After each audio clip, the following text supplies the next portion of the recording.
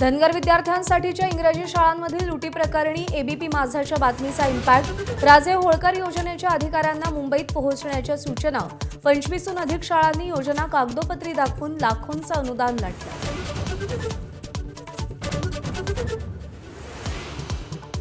ज्या शाळांवर कारवाई झाली त्यांना फेरमान्यता देण्याचा प्रश्नच नाही। इतर मागासवर्ग विकास मंत्री अतुल सावेंचं माझाला एक्सक्लुझिव्ह स्पष्टीकरण। अधिकाऱ्यांवर कारवाई करणार का या प्रश्नाला बगल दिली।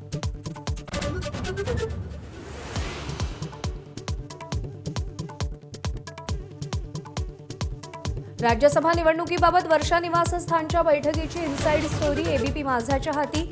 रामदास आठवले, विनोद तावडे, रावसाहेब दानवे, भागवत कराडांचं नाव आघाडीवर।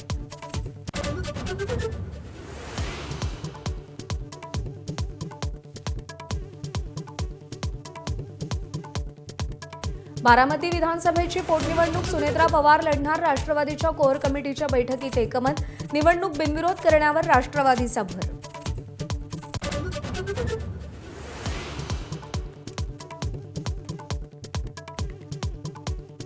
शरद पवारांनी राज्यसभेवर जावं। काँग्रेस आणि ठाकरे सेनेच्या नेत्यांशी चर्चा करणार। सुप्रिया सुळेंची माहिती। तर विमान अपघाताप्रकरणी रोहित पवारांच्या आरोपात तथ्य असेल तर चौकशी व्हावी अशी ही मागणी।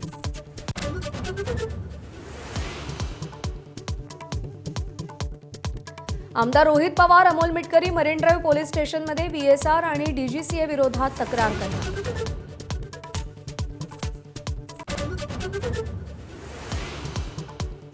अजित पवारांच्या विमान अपघातानंतर बीएसआर कंपनीला मोठा दणका। बीएसआर व्हेंचर्सच्या 4 लिअरजेट विमानांच्या उड्डाणांना मनाई।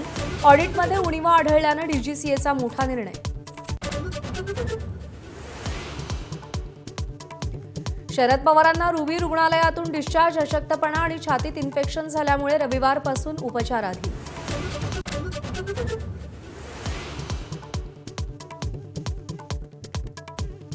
राज्यसभा निवडणुकीनंतर विधान परिषदेत विरोधी पक्षनेता निवडला जाणार। काँग्रेसचे सतेज पाटील विरोधी पक्षनेते होण्याची शक्यता।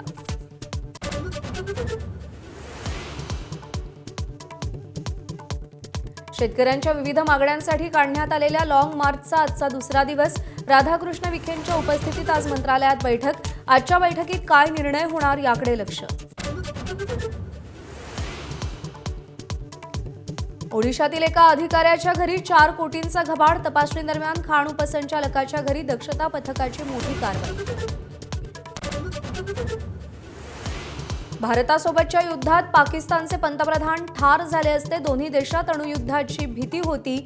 मी युद्ध थांबवलं। अमेरिकेचे अध्यक्ष डोनाल्ड ट्रम्प यांचं वक्तव्य।